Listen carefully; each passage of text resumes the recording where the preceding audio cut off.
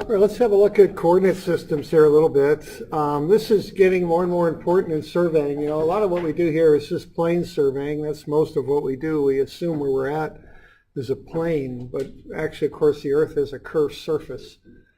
And as we use more and more GPS type technology, this gets more and more important that you have some understanding of that. So I just want to touch on this a little bit. We'll kind of be doing a little bit of this as the term progresses. Okay, so what surveyors do is they measure where points are at and record them as coordinates. Now a coordinate is, in math anyway, would be x, y, right? But surveyors turn them around, they go yx. And we call it actually N for northing and E for easting. That's how we list our coordinates in surveying. We turn them around. Okay. And what we often do then after we locate these points, we want to know the distances and directions from coordinates, or vice versa. If you've got distances and directions, you want to find the coordinates. All right, so there's kind of this system of coordinates that we use. Now the first thing here is, of course, the Earth is curved. So the most basic, or maybe most accurate coordinates are latitude and longitude. You can see those latitude and longitude lines there on that little bowl for the Earth, okay? I don't know how well you can see them or not. A little bit on the yellow United States, you can see that grid running across. Okay, so the longitude starts at the north and south pole and extends out, kind of like the segments on an orange. So longitude runs from north-south, and it converges at the north and south pole. So think of like an orange or a grapefruit or something like that. Now latitude, the main line of latitude is the equator, which goes right around the center of the Earth, east-west. Now latitude lines run parallel to the equator. They don't converge, they run parallel. Okay. So if you look at the raw data from GPS, it'll get you latitude and longitude. Now, if you're out there working on a little half-acre site, putting in a road or something, you don't want to be dealing with latitude and longitude. That's hard to work with. It's hard to figure out distances between latitude and longitude points and such. It's really difficult to work with. So what we want to do is bring that down to an XY, or as a surveyor would use, a YX coordinate system. So the way that's done is there's different curved surfaces that can be intersected with the Earth, the curved Earth, and then these curved surfaces can be laid flat on the table and converted into XY coordinate systems. And these are conic sections. There's two main types of projections that are used. There's a cylindrical projection, which is used for something called the transverse Mercator system. So what you do is you take a cylinder, intersect it as best you can with the curved Earth, then cut the cylinder and lay it out flat on a table, so to speak, to make an XY coordinate system. Okay. Now the other type of projection that's used is called a Lambert projection. And what you do there is you take a cone and intersect it as well as you can to the curved surface of the Earth, then lay the cone out flat, and you'll get a bit of more distortion on that. You see, when you lay the cone out, you don't get a rectangular piece of paper. You get kind of a segment of a arc kind of piece of paper going on there, okay? And actually, you get distortions in either one of these projections that you use. The transverse Mercator system works best for areas that have a long north-south axis. So think of like the Idaho Panhandle, think of the state of Vermont or Illinois, or some state that runs long north-south. That works well with a transverse Mercator projection. For a state like Oregon that's longer east-west, you use a Lambert conic projection. And you can take this down and break it down into different systems. Most states have what they call state plane coordinate systems. So Oregon actually has two Lambert projections, one in the north and one in the south. So you're taking this curved, and for Oregon it's a cone, intersecting it as best you can to the curved surface of the Earth here, then laying that cone out, the surface of the cone out flat to make it into a map. Okay. Now what we have in Oregon are a few coordinate systems we use, but however you do it, you got to get from the curved Earth that you get from GPS data and convert that into some sort of flat map. You have to do that in some way. And so you have to do one of these projections, they call them, to accomplish that. And keep in mind, whenever you do that, you get distortions and error in your work. So they keep these areas small enough to keep the error down to certain minimums, is how this works, okay? So what you do is you first, work with your latitude, longitude, and get curved data. Then you take it down with a projection to a state plane coordinate, or Oregon also, the Department of Transportation uses the Oregon Coordinate Reference System, OCRS, I think. That's another system that's used. And that breaks it down to X and Y, so you can work with it, okay? And then when you work with it, there'll be correction factors to correct the error out of the distances and directions that you work up, okay? So that's kind of how that works. Start with a curved coordinate system, drop it down to a projection, state plane, or a Lambert, or a transverse Mercator, or the Oregon Coordinate Reference System, or whatever the heck you're using. And then from there, you've got X, Y's that you can work with in a more practical sort of way, though you might have to apply some corrections to them.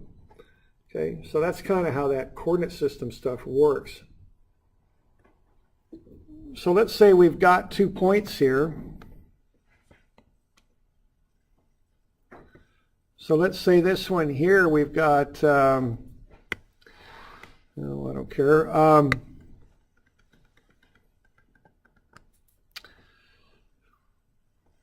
700 is the northing, and the easting will make 600. And let's say on this one we've got the northing at 1100, and the easting, we'll put that at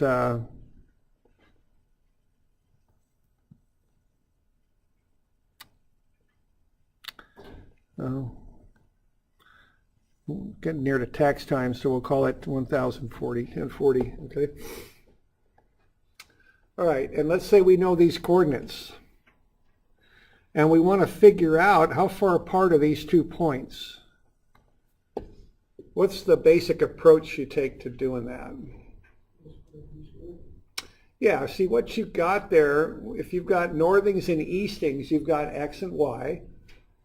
A distance, generally speaking, is at an angle of some type. We call that a hypotenuse. Okay, so what we can do is put a right triangle in there.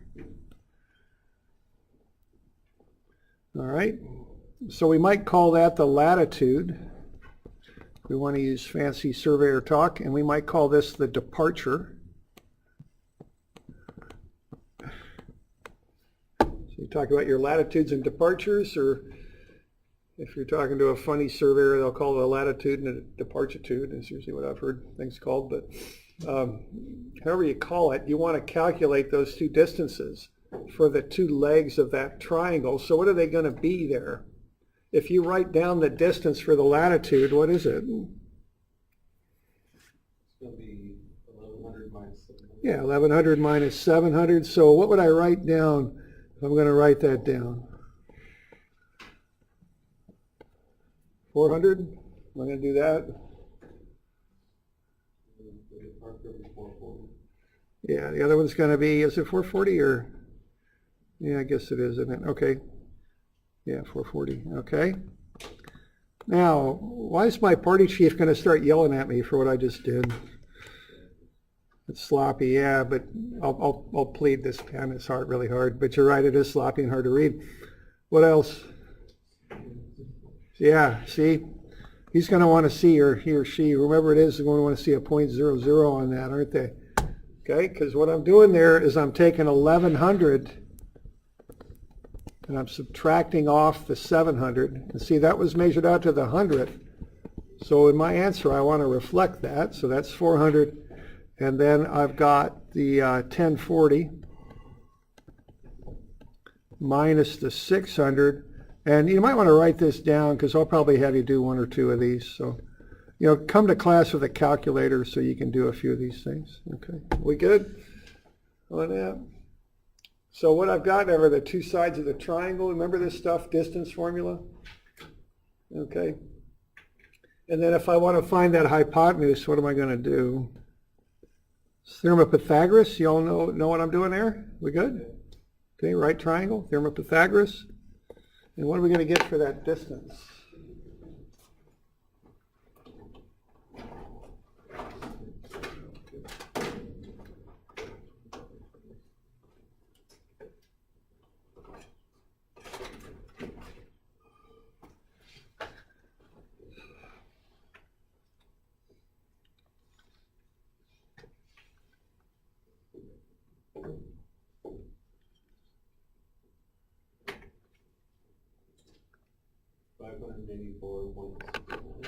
$584.64. Okay. 594.64. Thanks. Okay. So if you're using a program like AutoCAD or Civil 3D or TDS, Tripod Data Systems, whatever the heck Foresight is what they called theirs, or whatever you're using, that's how it'll do it. It'll use this theorem of Pythagoras and calculate that out, okay? Now, if you're using these state plane coordinates or some of these curve coordinates, that ain't going to be exactly right. So you might have to think about that. Maybe it's going to make a difference, maybe it won't, but you might have to apply some correction factors to that to fix it for if you've taken your coordinates off of that curved surface we were just talking about. Okay.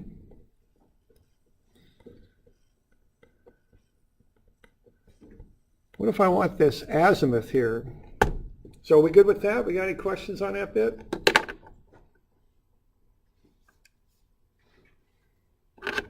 Okay.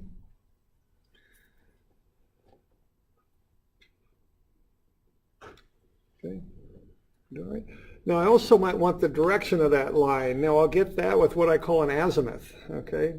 Now an azimuth, there's different ways to measure direction, but an azimuth will start due north and then measure clockwise. It'll be an angle between 0 and 360 that starts due north and is measured clockwise. Now how can I get that azimuth there?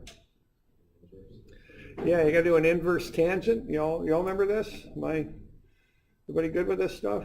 This trig stuff? Okay. You're going to do an inverse tangent, sometimes called an arctan.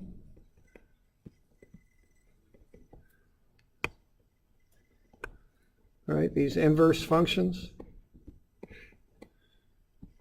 Tangent to the -1 is probably what it's called out on your calculator. What are you going to, what over what to get this worked out? Yeah, so opposite is which number? 440. Yeah, 440, okay. So opposite over adjacent.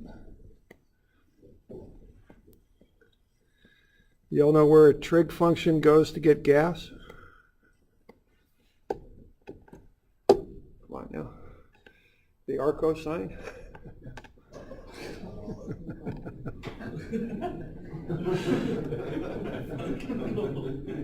That's pretty bad, isn't it? I think I know the guy who actually made that up. It was in my geometry class, or my trig class. All right, so what are we going to do here? We're going to take 440, we're going to divide it by 400. 1.1, then we'll take an inverse tangent of that, and I'll get 47.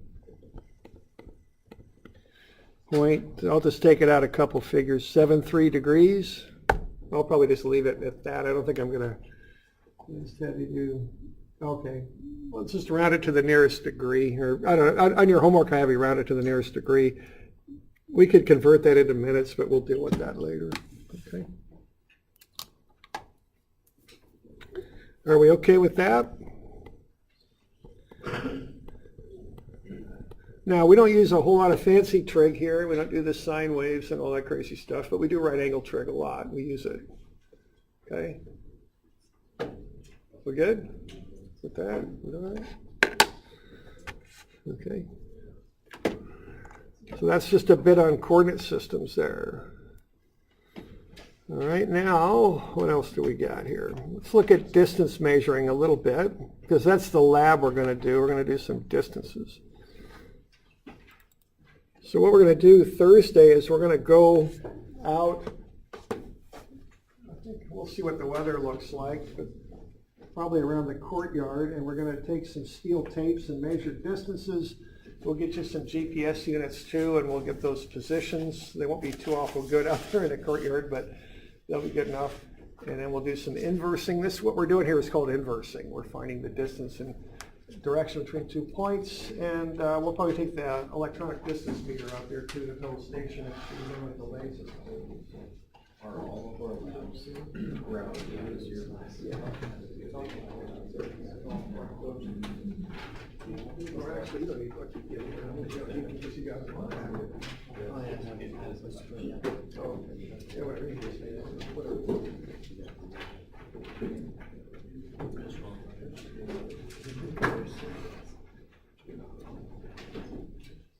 Okay, now remember to get that packet before Thursday, okay? So you got it, and bring it to class, bring the calculator to class. You know, the packet has all this stuff in it. If you don't have it, you just can't really keep up too well.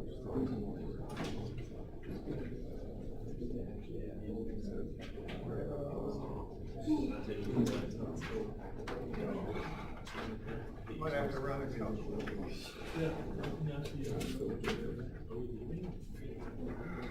Oh, wait.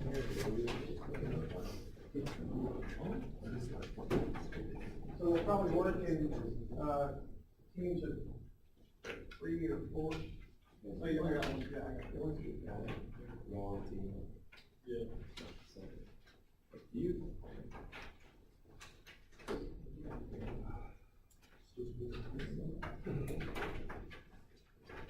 Everybody got one of these? You one of these? Yeah.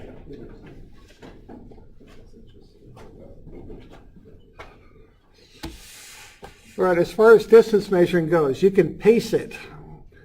And, you know, surveyors do lots of checks. They don't always use high-tech stuff. I mean, I always like, if I'm walking somewhere when I'm surveying, often I just pace just to get an idea what distance I just measured, okay? If I stretch a bit, I got a good 3-foot pace. I guess it'd actually more accurately be a step. I think a pace is 2 steps, if I'm not mistaken. So I got a 3-foot step, basically. Usually it's somewhere between 2 and 3 feet for people. Odometers, sometimes you see the state troopers out there if there's been an accident with those wheels with a counter. They're measuring distances. Stadia marks are calibrated marks on a telescope that you can use for distances. GPS is a global positioning system that gets you 2 positions and you find the distance between. Okay, we just did the distance formula there. Turn a line into a right triangle and then use delta y squared plus delta x squared and take a square root. Theorem of Pythagoras. Okay.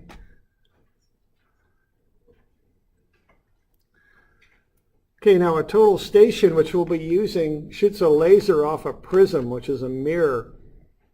A laser has 4 wavelengths of light for its laser that it shoots. You measure the phase shift in each wavelength. And from that data, you can get one specific distance between the EDM, the electronic distance measurer, and the prism, okay? Now we use horizontal distances when we survey. So what we're talking about here, if we have that total station and we shoot a line with a certain wavelength, we'll bounce it off the prism. It'll come back and there'll be a little bit of a phase shift when it comes back, and that's what it's measuring. Okay, so this thing has a rather complex device in it that measures these phase shifts, and from the 4 phase shifts of 4 specific wavelengths of light, it can zero in on the exact distance. It also has a little processor on it because what it measures is that distance right there. But to make a map, you want the horizontal distance. That's always what we make maps out of. We don't want slope distances for maps. We want horizontal distances. So we got to figure that out, okay?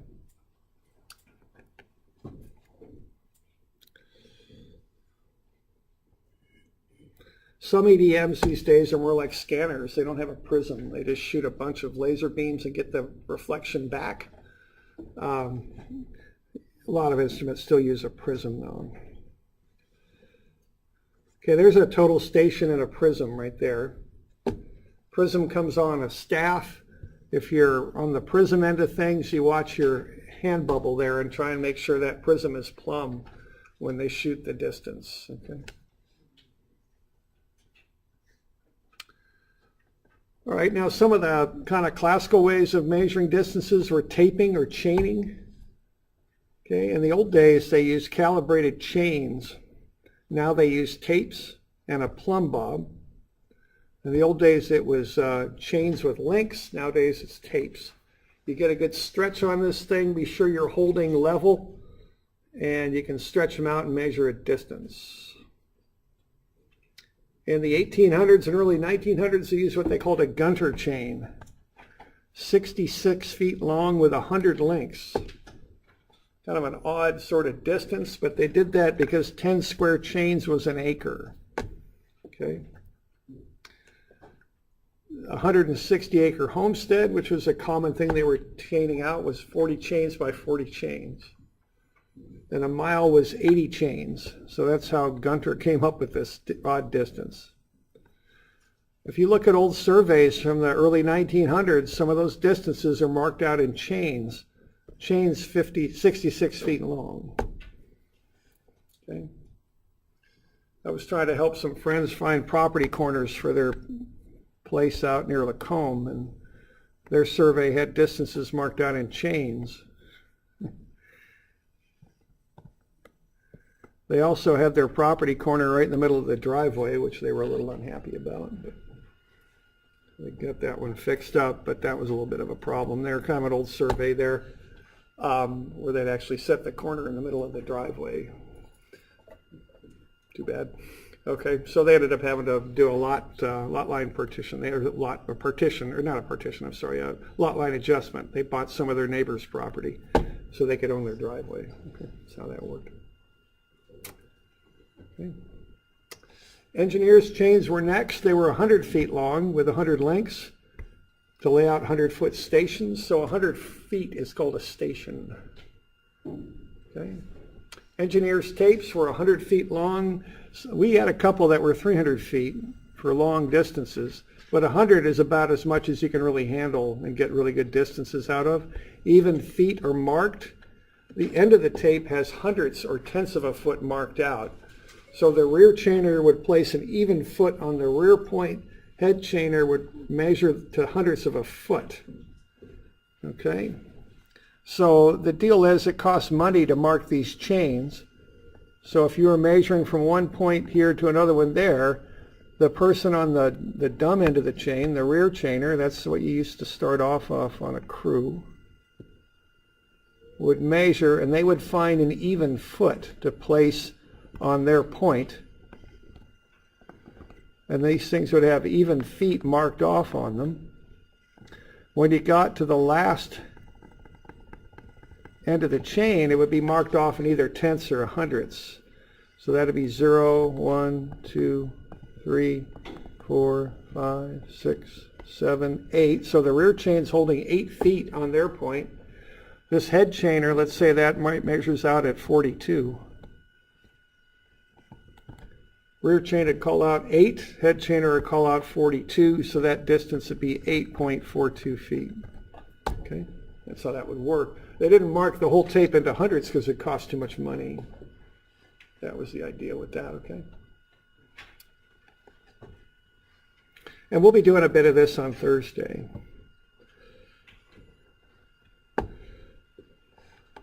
Most chains are what are called add chains, where that divided foot would come after the 0. There were things called cut chains that had the divided foot before 0. If you're ever using an old chain, be sure you know which kind you got. Most of them are add chains. The cut chains they use for highway surveying for laying out even 100-footers with them, okay? So generally speaking, they're add chains. Okay, steel is the old standard for precision measuring. Rag was used for quick measurements. Lovar Invar was really high quality chains used for accurate measurements. EDM has really taken over for distance measuring. That's electronic distance measurement with lasers. So we don't tape as much as we used to. Taping is still used for quick measurements and to check. That's what it's used for, from my experience. Okay. There's an old steel chain on a reel, and there's a plumb bob. Okay. So this is what we'll be using on Thursday. Okay. There's a rag tape, not as accurate, but still good, but not as accurate as a steel tape.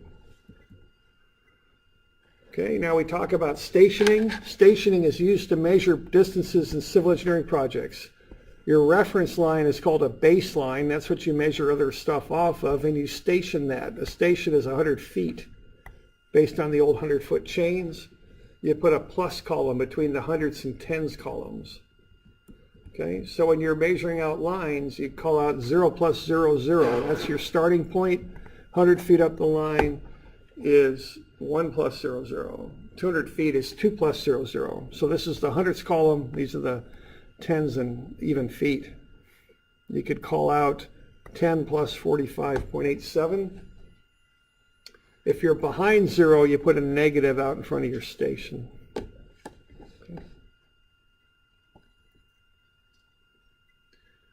Do you have this picture? I can't remember if you got this picture in your notes or not. But this is just a real simple set of engineering plans. That manhole, storm drain manhole 1 is at 0 plus 85.71. Storm drain manhole 2 is at 0 plus 01.94. So if you want to know how much storm drain you need, you take your front station, subtract your back station off. Forget about the pluses. They're just an old relic thing they threw in there because they used to use 100-foot chains. Get the difference. Okay, that's stationing, it's called. Okay.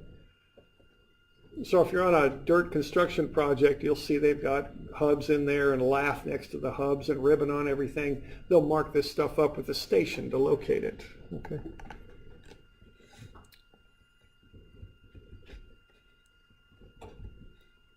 All right.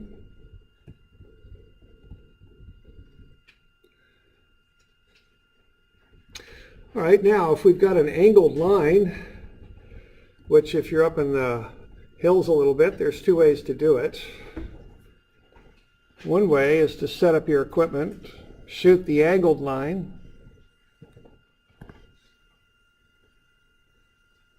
get your distance, and then to get your horizontal distance, just take your angled distance times the cosine of the angle, right? Because what you've got there is a right triangle, so that's one way to do it. So you'd end up with a right triangle like that. Okay.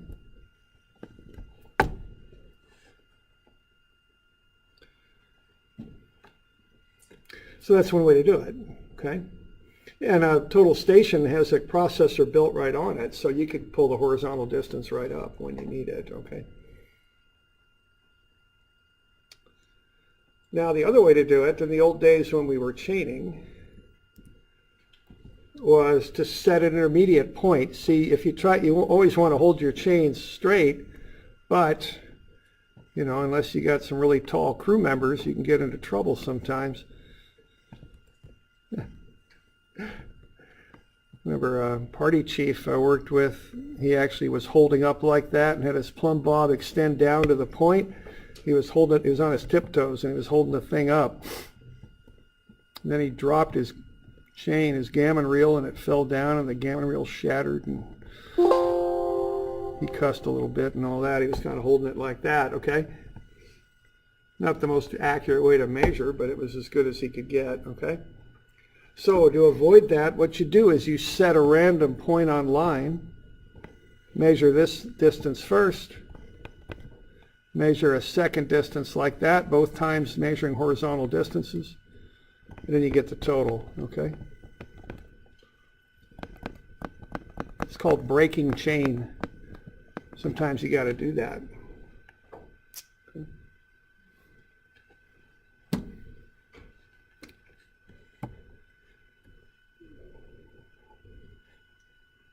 Okay. Now there's lots of corrections that are used when you're taping or chaining. If a tape is miscalibrated, if you've got temperature variations, if you're not pulling with the right tension, and if you've got sag in your tape. There were all these corrections that were applied to get those things out of your measurement. I think this stuff is getting kind of obsolete, so I'm not going to cover it, but there used to be lots of corrections you could use, okay, on taping, but I don't really cover that so much anymore. It's in the book if you ever need to have a look at it, but let's look at a couple other things that might be a little bit more informative. So let's look at the very last sheet that I gave you here. Let's say we're trying to tape, but we got something in the way, okay? And that is often a problem, is when you're out there working, you've got things like trees and cars and houses and big rocks and hills and all that, and they get in the way. So you got to work around them. So let's say we're trying to get this measurement H, but we can't get it. What we got is L. And we've got a little bit of an offset here. We weren't able to get right on the point. We had to offset our measurement. Okay? And let's say more particularly, we measured 100 feet there, and we were 2 feet off line. What's that H distance that I want? What am I going to do to get that?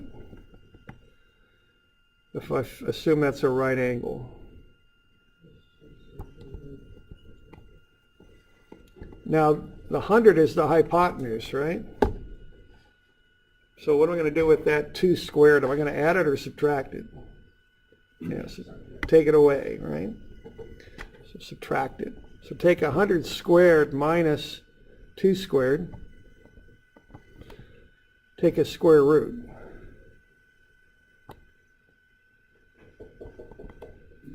Why don't you run that if you got a calculator with you, see what you come up with.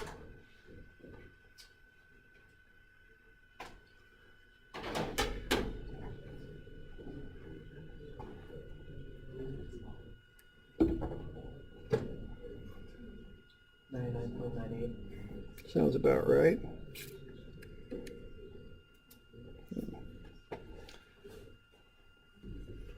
So take 100 and square it, then take away 2 squared, which ought to be something pretty close to 4. And then take a square root.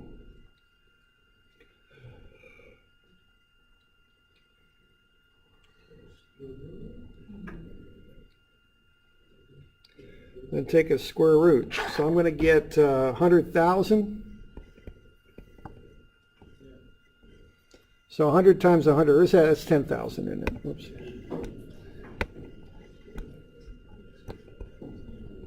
I'm going to take away 4.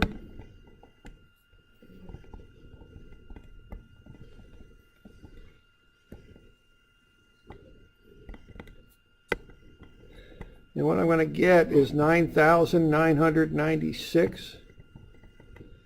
Take a square root of that. And what I'll get out of that is 99.97998 is what I got. But I'll round that to the 100th. So that's 99.98. All right. You all okay with that? Now, the thing I'll point out to you about this is you're 2 feet off line, which is a long way to be off line for a surveyor. You're about that far off line, but you're only 2/100ths off for the distance. Okay? So that's a good thing to know. See, this is something I like about surveying, is you make good practical use of math, okay? And the deal here is that you can be a good bit off and it doesn't affect your measurement that much. So let's say you're out here in the brush and you want to know, you want a pretty good distance between 2 points. Okay, now do you got to get somebody with a machete out there and chop their way between the 2 points? Or can you wrap the tape around the trees and get a decent measurement? What do you think? You can wrap, yeah, right. It does depend on what you're doing. That's true. You know, I wouldn't set a property corner this way. But if I'm doing a check on a distance, I can run it through the brush and just pull the heck out of the thing and try and get some of those weeds to kind of bend over a little bit, and I get a pretty good measurement. See, a little bit of offset, a lot of offset didn't really affect that too much, okay? So this is one reason, you know, surveyors can't be dumb and do a very good job. See, just little things like this, use math and figure it out, because you can see this isn't going to give you too much error, okay? This is all right, okay?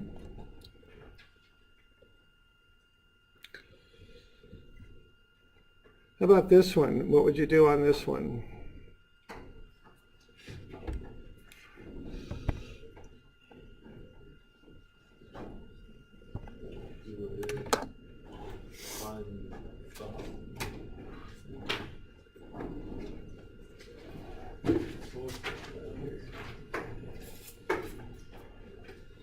Basically create like 2 right triangles. Yeah, 2 right triangles on that. I can't remember what that one comes out to be, maybe 99, 96 or something, I'm not sure. We got a couple minutes here, we'll look at it. Why don't you see what that comes out to be?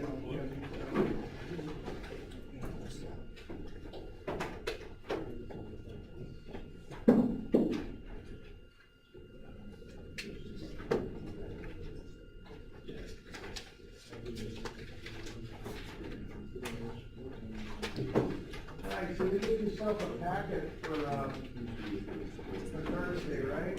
I'm going to be handing stuff out like this all term. That ain't going to work. So the lines in the bookstore will come down and you'll have time to get in there and get one for Thursday. We're going to get the lab.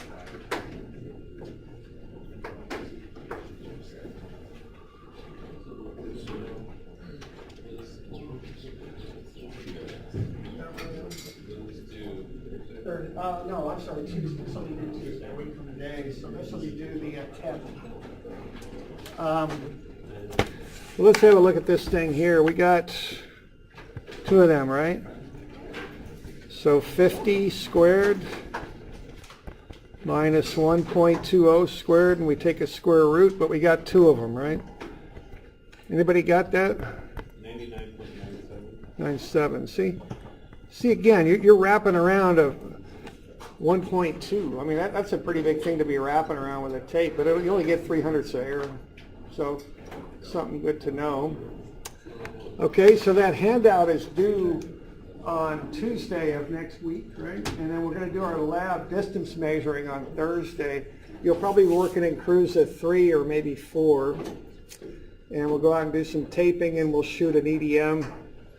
And we'll try to do a little GPS if I can find those GPS units too, just a little bit of just handheld stuff for fun. Okay, so we got any questions on anything? All good? All right.